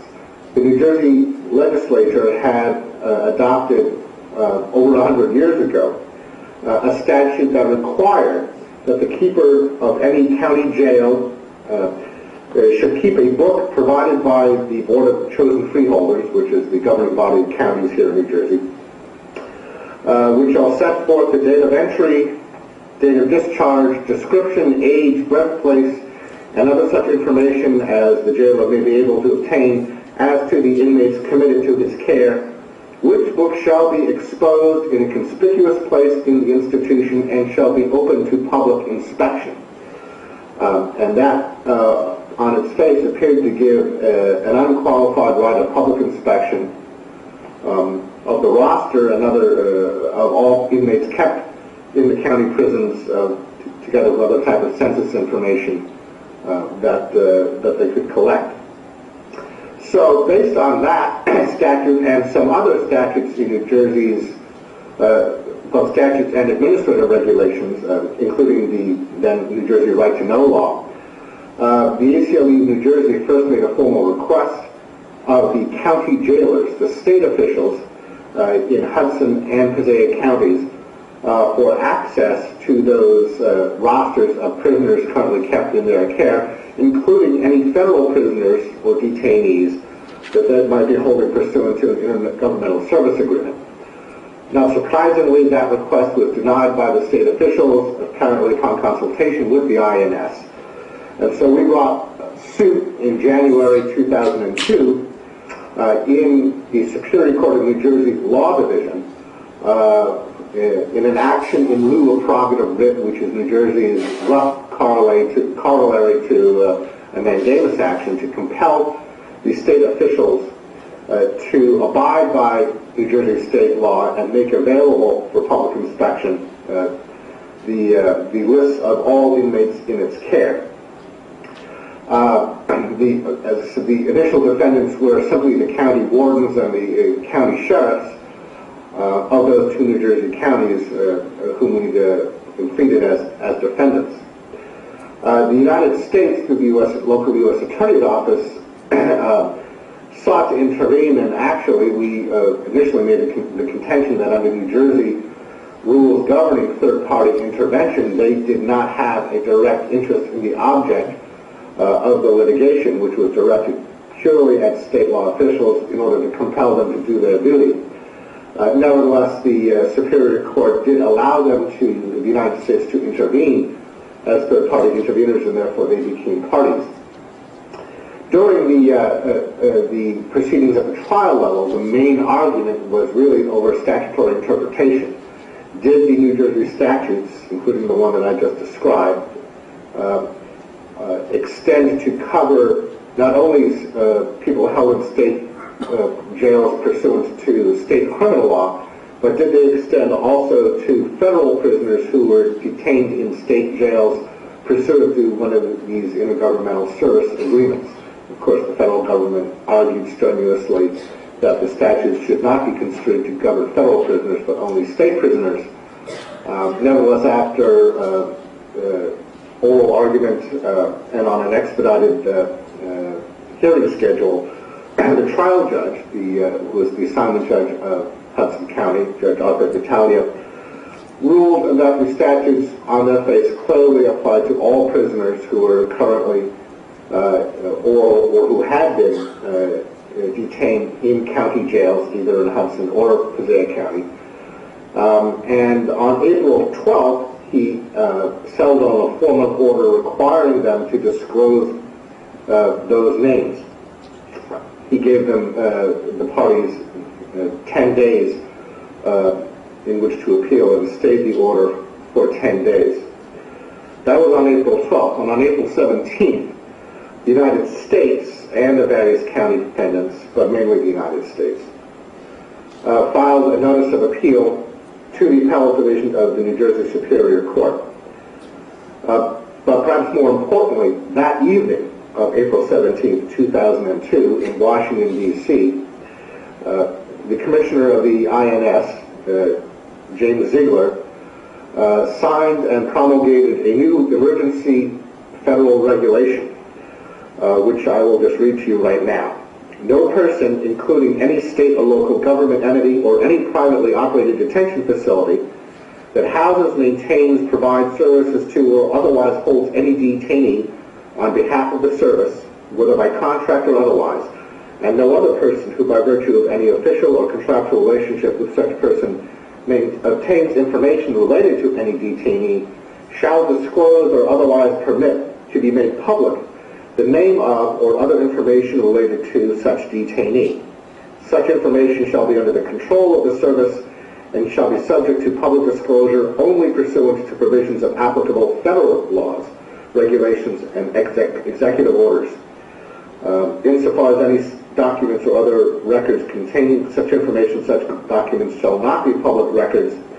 This section applies to all persons' information identified or described in it, regardless of when such persons obtain such information, and applies to all requests for public disclosure of such information, including requests that are the subject of proceedings pending as of April 17, 2002, which was a pretty obvious reference to the then current litigation in New Jersey. The accompanying explanatory material that was published in the Federal Register made quite clear that this regulation, quote, supersedes state or local law related to the release of such information. Okay, Ron had a lot more to say about the arguments and so forth, but I think you have enough of the background there to understand the conflict between the New Jersey disclosure law and the federal regulation, the emergency regulation that the New Jersey court held had preempted that law. The other thing that Ron points out in an article to be published in the symposium issue of the Brooklyn Law Review is that the part of the contract between the New Jersey county jails and the federal government said that prisoners were to be housed in the county jails in accordance with state and local law. So that really what this regulation was doing, the emergency regulation, was not only was it preempting the New Jersey state disclosure law, it was also preempting the terms of the contract. So, Erwin, since you were talking preemption this morning, what do you think? Appropriate finding of preemption? I don't think so. I think it's so important to emphasize the federal government made the choice here to put the federal detainees in state and local jails. And the federal government said, we want to take advantage of that, but we don't want to have to comply with the existing state law with regard to those who are held in state and local jails. And I just make 3 points. First, I don't think the coercion model that we talked about this morning has any application here. This really seems to be a contract model. This wasn't the federal government trying to commandeer the states to house prisoners. If so, then we'd be talking about Prince in New York versus the United States. This was a contractual decision. And the interesting thing here is I'm sure New Jersey law is like California law, that the New Jersey officials could not agree by contract to waive the New Jersey statute that requires disclosure. If the New Jersey officials had tried to enter into a contract with the federal government saying, well, we won't disclose this, that's ultra vires. That would be in excess of their authority, so it wouldn't be allowed. The second point that I make is, could Congress adopt a law that says whenever a state or local government houses any federal prisoner, the federal government doesn't want their identity disclosed, they have to keep secret? And I think Congress unquestionably could do that. I think that their Congress would be saying, state and local government, if you want to take a federal prisoner, you have to do so on the following terms.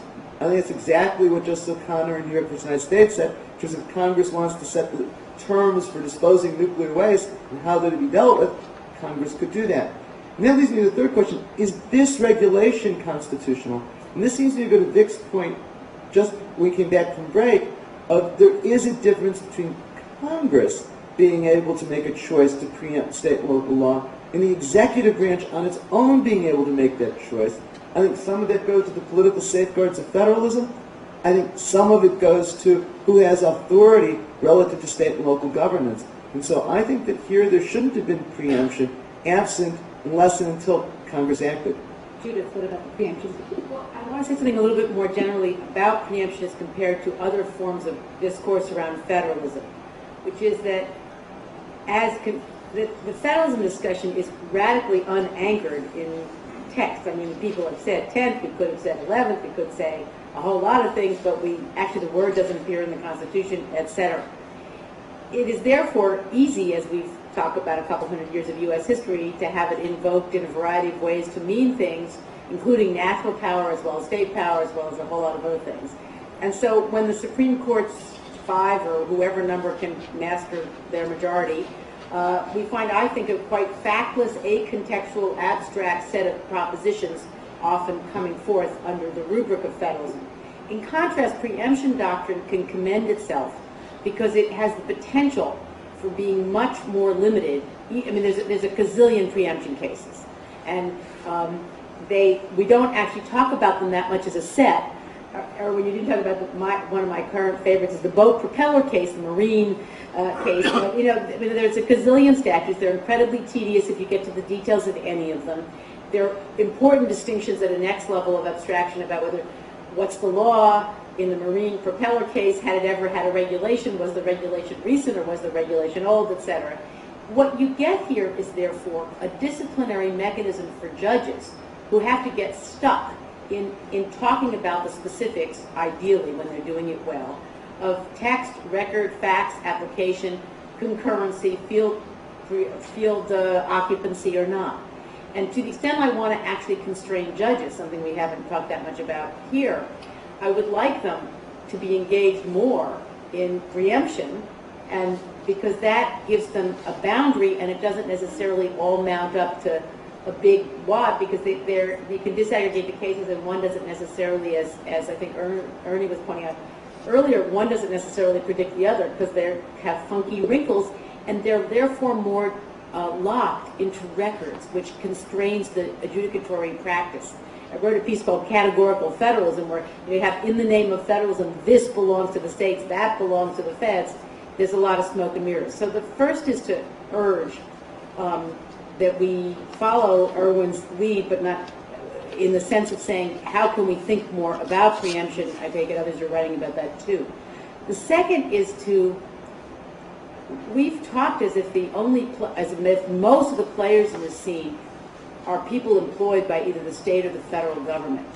And I was at a conference of an opening of the First Circuit's courthouse in which Michael Sandel stood up and said that there were more police officers employed by the private sector than the public sector. And I'm quoting someone else because I don't have the knowledge firsthand. We have a huge amount of private security forces. And we also, I know, have astonishing amounts of data collection by the credit industry, inter alia. So it would seem to me that if we're thinking about the radical revision, and we have a great interest in privatization, we have contract prisons after all. So as we're thinking about how, under the current administration, power has been centralized and privatized and authorized, I think we need to put onto the screen the important sectors of private authority that either are or are not somehow subsumed through contract theories or something and becoming part of a public sector, or do we need to elaborate and revisit our public-private distinctions of where the Commerce Clause does and doesn't go, because they've got a vast amount of that authority that we, from civil liberties points of views and from state and local points of views, might be wanting to discipline, constrain, understand, and engage with at least. If you want a true example of local preemption, Bert Newborn has to pick up his wife at the airport, so I'm going to give him one more comment before he has to scoot away. If I'm late, forget it. I mean, preemption isn't, we won't even begin to talk about it. In my newly acquired role as contrarian here, and in my effort really to get an appointment in your court,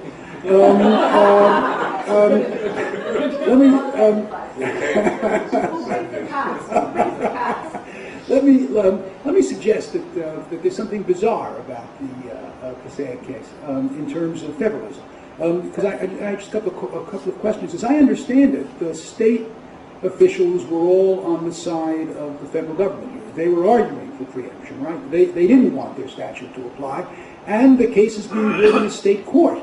And it's a state court that says that the federal interest should prevail.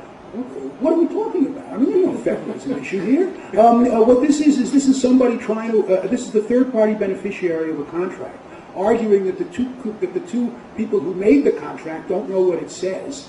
Because the two people that made the contract are arguing that it wasn't intended to apply to federal prisoners. And it's the federal prisoners saying, what do you mean? You don't know what you signed. Because you signed it against the background of this statute that appears to be an absolute statute, and you couldn't possibly have waived it. If you then want to say preemption, who are you to say that your law is preempted by the federal government? I wish the case had come out the other way. I saw it as a wonderful opportunity to deal with what I thought was a horrible policy of confidentiality, secrecy that was hurting many, many people. And there are many things you can say about it. Maybe they read the statute wrong, maybe they applied preemption doctrine wrong, but the one thing you can't say about it is that it was a violation of federalism. It's not a violation of federalism when New Jersey authorities don't want to have it happen that way, and when it's a New Jersey judge that actually decides it. Well, I think you've now earned a police escort to the airport. Thanks and goodbye. Next we have Ernie Young. Now I'm worried about me because I'm agreeing with Bert Newborn. Aliens have taken over here. I'm sorry. We understand. The court said several times state officials can't waive federalism doctrine, and that's because state law exists not for the benefit of the particular state officials who happen to be administering it at any given time, but because the people of that state wanted to have that law. And so the fact that these state officials don't want to comply with the New Jersey law that discloses the names of these prisoners and are willing to roll over on the preemption case, I don't think that makes any difference. But I do hate how this case comes out, and if Urban and I could sit down and figure out a preemption doctrine that will make this case come out the other way, I would love to do that, because I'm trying to write an article on preemption that would have doctrines constraining administrative preemption. But it's very difficult because it's very difficult to draw a line between the authority of the administrative agency to make the rule and the authority of the administrative agency to preempt state law inconsistent with the rule. If you draw that line, you are creating a species of federal law that is not supreme under the Supremacy Clause, which right now we don't have that in our constitutional system. So I think you have... The effort to make West Side Mothers, the effort to... But generally, if the federal law is constitutional, then it's supreme. And so I think the only way to get at limiting administrative preemption, you can nibble around the edges. You can nibble at the application of Chevron deference when the agency interprets what Congress has done. You can eliminate situations where the agency issues a preemptive order without issuing a regulation of its own. But that isn't this case. And so I think where you have a clear regulation that's been promulgated, right? And so you have to be willing to say that the regulation is unconstitutional, right? And the only way to say that I know is the delegation doctrine. And I'd be surprised if Erwin wants to join me in that crusade. I think we need a delegation doctrine, but I'm not holding my breath in getting one. Short of that, I don't know how the feds don't win this case. Elizabeth, and then I'll give Erwin a chance to reply. I want to pick up on something that Judith said that I thought was worthy of underscoring, and that is the role of the private sector, not just here, but in national security activities generally. I think this is a coming issue that, if we want to call it federalism, fine. It deserves a lot of attention. If you think about what we're engaged with right now, in this way, I think you'll see why I would say that. Something like, 80 to 90% of the critical infrastructure industries are privately owned and operated, probably privately guarded as well. Heretofore, we've never thought about the private sector, never mind state and local government, having a responsibility in ensuring our national security. Now it's clear that they will be taking on that kind of a role. Now, just yesterday I learned something, if I can take this a little bit further, that really surprised me. In the new, what will probably be the energy bill, which will become law, I suspect, there is a provision that delegates to the National Energy, I'm going to get this wrong, Regulatory Commission, NERC, which is a private entity, enforcement capabilities for ensuring the standards that are in the Act in terms of making security and reliability something that goes forward. I'm giving that kind of a hand-handed description, but I think once again we see that other actors are being brought onto the stage And the mix of whether it's state, federal, or local law is a very confusing soup into which to try and put them and then apply it. Erwin, did you want to reply? Sure. What's interesting is we've used two verbs today in terms of commandeering and preempting, and I wonder how much depends on our choice of category. Take this case we're focusing on right now. Is this a commandeering case or is this a preempting case? One way of viewing it as a commandeering case is it could be that what the federal regulation says is, as to any federal prisoners who you hold, you must keep secret their identity. That sounds to me like commandeering the state government. Or it could be preempting. It could be saying, if you have a state law that requires disclosure, that is thereby preempted. Now, I don't think the outcome should turn on which verb we choose, which category, because it can easily fit in either. Therefore, I'd want to try to develop some unitary approach to dealing with this in response to what Ernie says. What I'd want to say is that I think Congress has the authority to commandeer, to preempt, but I wouldn't want to give that same authority to an executive agency to just adopt a regulation here. I think that the answer is some form of a clear statement ruled by Congress, and I would say here that this isn't a valid commandeering, valid preemption. You're right that I have to then answer your argument by then saying that this federal regulation that may be valid can't preempt. I think my answer to that would be what makes this regulation invalid is it is a regulation that exists solely to commandeer or preempt. That it's the only reason this regulation was adopted was for the sake of commandeering / preempting what New Jersey was doing. And I would say that's a function of Congress. And if Congress wants to exercise that power, then I think it has that authority. But I don't think it's the authority of the executive branch to commandeer or preempt. Can I just add two more examples to conclude our discussion of preemption? That we just get these on the table too. One is what we were talking about before in the immigration area, where that 1996 Act not only tells state and local officials that if they know about somebody's illegal immigration status, they can't not tell. They can't be prohibited from telling.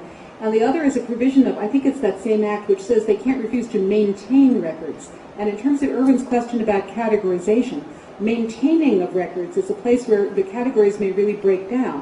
One of the provisions in a lot of the Bill of Rights Defense Committee acts is we don't want to maintain records. Las Vegas, Nevada, for example, just passed a resolution or law, whatever it was, saying librarians should instantly destroy all records of what their patrons are doing. We're not going to maintain records. Okay, now, how much cooperation is involved there before you get to commandeering? Now, the second example that I also want to put on the table in terms of how far can Congress go in preempting is another provision that's prominent in some of the local Bill of Rights Defense Committee resolutions.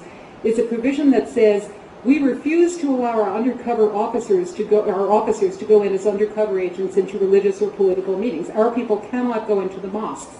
Now, as you may know, New York City used to have a rule like that because of a consent decree. After 9/11, the NYPD went into federal court and asked for the consent decree to be lifted because they did not wish to be prevented from doing this. They wanted to be able to cooperate if they wanted to. A number of states, including Oregon, have rules that say our officers cannot be sent into meetings. They cannot voluntarily go unless there's probable cause to believe somebody's committed a crime. Could Congress preempt those statutes? Lucas, do you want to start? Do you have any comments on the preemption? If you don't, that's okay. Maybe I wanted to raise a maybe slightly related point that you raised in one of your questions, which I think is very important. It goes back to what I was trying to articulate earlier that Erwin said much more eloquently, which is the difference between Congress saying something explicitly and making the decision and the decision being made by lower level administrative agencies. Because I think that, I don't know where it fits in, but it's a big difference, it seems to me. And it goes also to these questions of voluntary statutes versus mandatory statutes, when they're triggered, who has the power to trigger them, and that sort of thing, because it gets delegated further and further down the chain.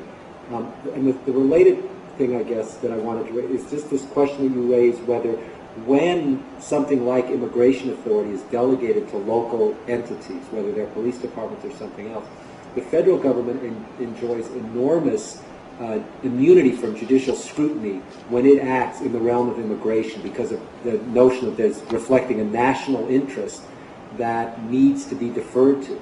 When that same power is being exercised by local officials in some way, should it have that same level of deference?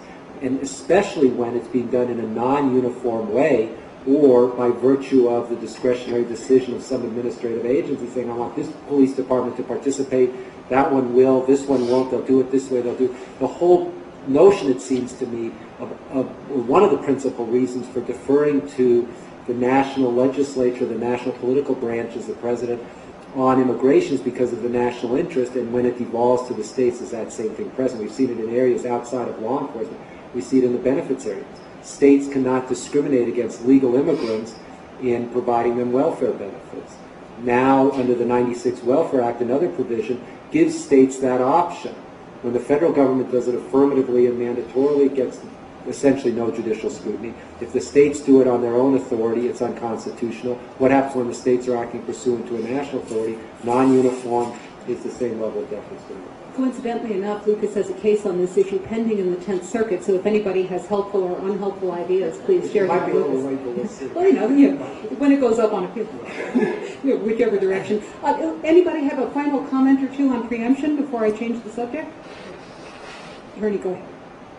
On these consent decrees, I would think that one argument would be that dissolving them impairs the obligation of contract. And there's at least some authority for incorporation of the contract clause against the federal government through the due process clause of the Fifth Amendment.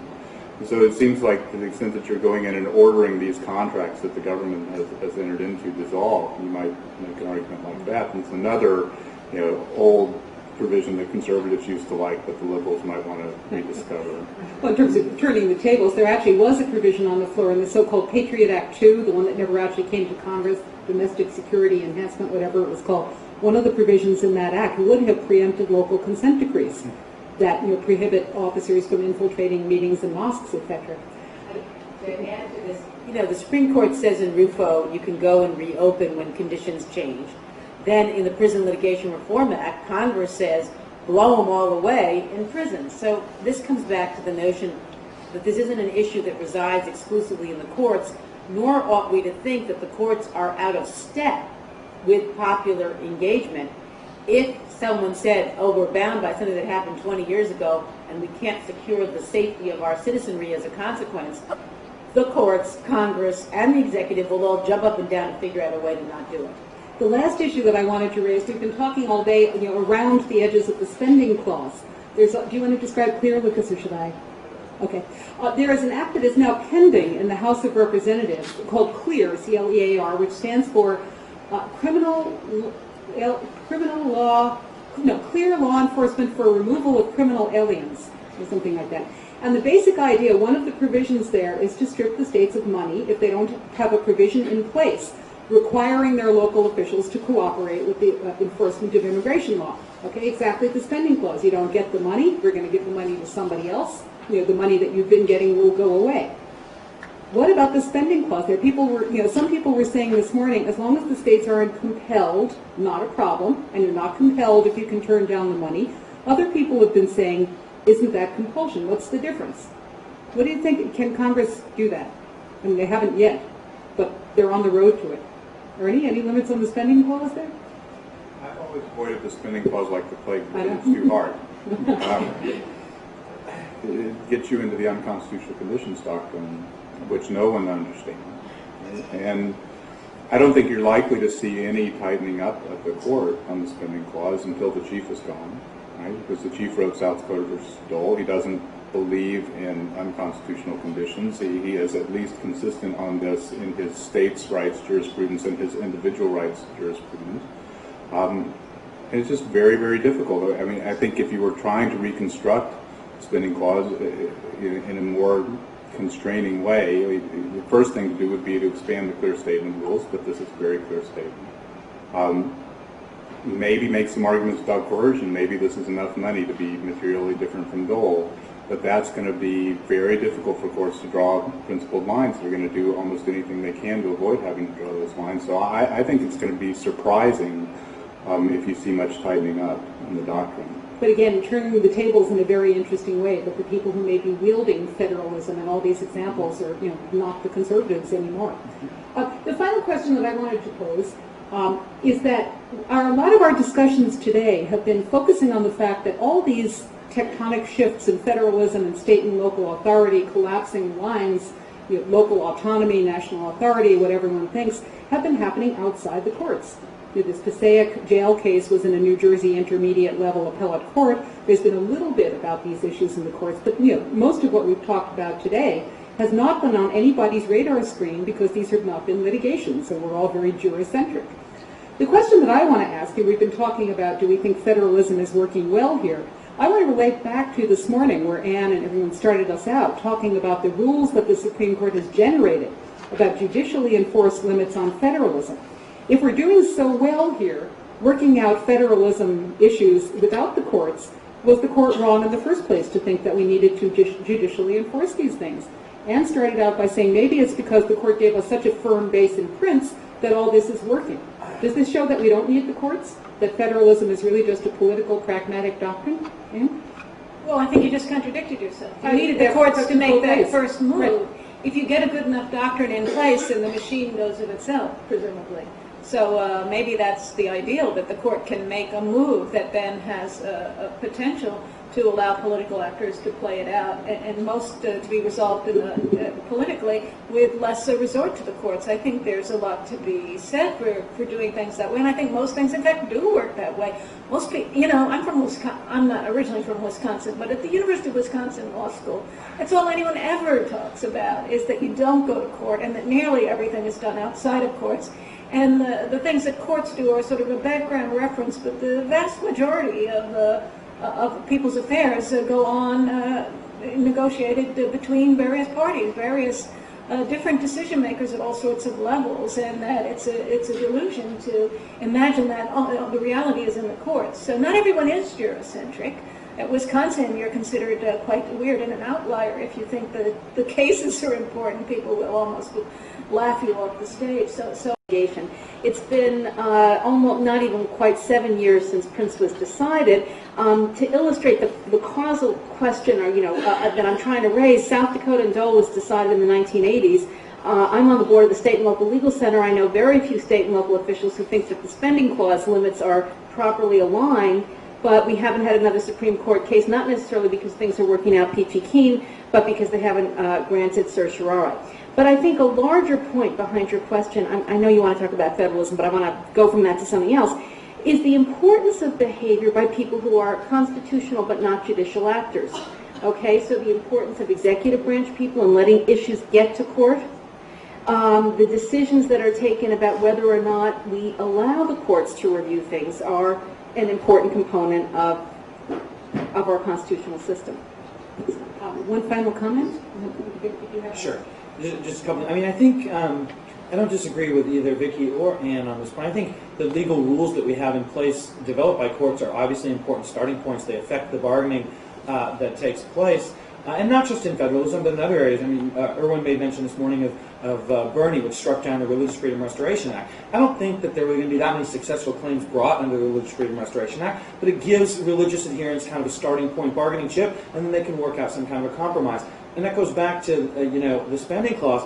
I think Ernie's right. It's a terribly hard area, but unless South Dakota versus Dole is revisited and replaced with something meaningful, and I should add, it's not just the chief, because I think O'Connor's opinion in South Dakota versus Dole is no more workable. I think her kind of idea of tracing the dollars doesn't really get you anywhere either. So it's not just that the membership of the court is wrong; it's that no one's come up with a good idea for a starting point principle in the first place. I mean, I do think that the doctrine is important, and that there are a lot of cases still to be brought up there. Since we have people from all over the country, I swore that we would end at 4:30, but we're going to have two more short comments, Ernie and then Elizabeth, and then I'm going to have Judith Resnick be our academic closer and draw together whatever threads she wishes. I think ideally we would have kind of a democracy and distrust model of federalism doctrine. You would primarily rely on the political process, and then courts would try to intervene around the edges to try to make sure that the political process was operating properly to protect federalism. I think that's basically what the framers anticipated. If you look at them, I think you find evidence that they thought there would be courts involved, but it's certainly not Plan A or Plan B or even Plan C. And so process forcing doctrines are the right thing to do. And when I look at what the court has done in this area, I think it's fairly minor. It's nibbling around the edges. It's not a revolution. and we remain, mostly dependent on the political process. Elizabeth. I have a somewhat different perspective, going from about 12 years where I existed in a world where there was not a lot of precedent in national security intelligence, and you could have argued that the courts were very unimportant. To the contrary, I've always felt that they were extremely important. They created milestones, or what shall we say, indicators that we were consistent with what public opinion was all about. And when the intelligence community in particular made mistakes, it was because there had not been that kind of an indicator or a check, if you will, on judgments. And there were moments, of course, in the Watergate period where we saw that really go awry. Now, I think what's going on right now, if I could take my experience and try and generalize it a bit, is that because getting these questions into the court is a necessity, a time-consuming process, and will not happen rapidly, and to a degree, the executive branch controls what comes into the courts. If you think of the John Walker Lind case, where I think much mistake occurred and a settlement resulted as a consequence, eventually these things will get into the court. But until they do, what's going on with the issues of local jurisdiction saying we don't like the Patriot Act and so on and so forth, is that there's kind of a political discourse that the courts will then have to respond to. And I guess my final comment is, as we mentioned Patriot Act, is that I would agree with you, David. I think in the main, that act has not been a problem. It's been a tidying up exercise, but there are one or two very major issues, and those issues concern me greatly, and I hope that the debate, even if it may be on the wrong side of the issue as I would see it, will continue to shine light on some of these areas so that eventually the court will step in and give us the kind of, if you will, policy guidance that will regularize what's been going on from the executive side. Okay, Judith Resnick, what should we take from all of this? Either drawing together the threads, or what should we be talking about more in the future? First, I guess, is the understanding that constitutional law and culture reside in and out of courts. They are one of many speakers. And I guess the nicest recent exemplar is the Chief Justice Rehnquist's opinion in Dickerson that tells us that Miranda is law, despite the fact that Congress doesn't want it to be law, but because the movies made it law. And so the notion is that it is so much a constitutive part of our culture that it couldn't not be law, and we have to dance about constitutional rights and remedies around the way.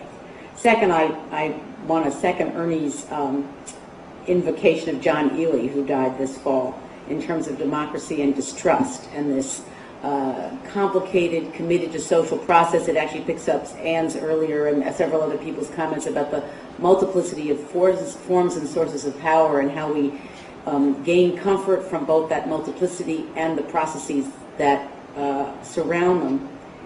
And though Susan and I were students with Bert, I'm told that Charles Black, who I wasn't in his class, but seems also appropriate to invoke in these calls, started a con law class by asking why, when the South seceded, didn't Lincoln go to court to get an injunction?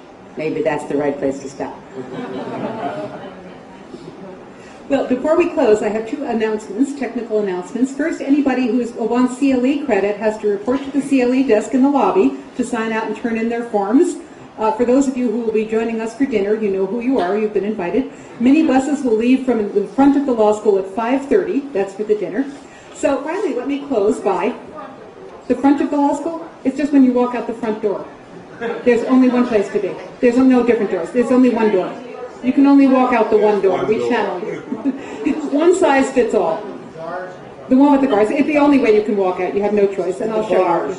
So let me conclude by thanking Dean Wexler for her support of the program, David for making this possible, and all of our fabulous participants. One of my colleagues just came up to me and said, in all the years I've been at this law school, this is the most stimulating day we have ever had.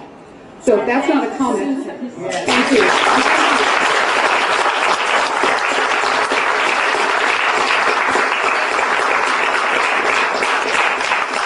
So let the conversation continue in the law review, and thanks to you all.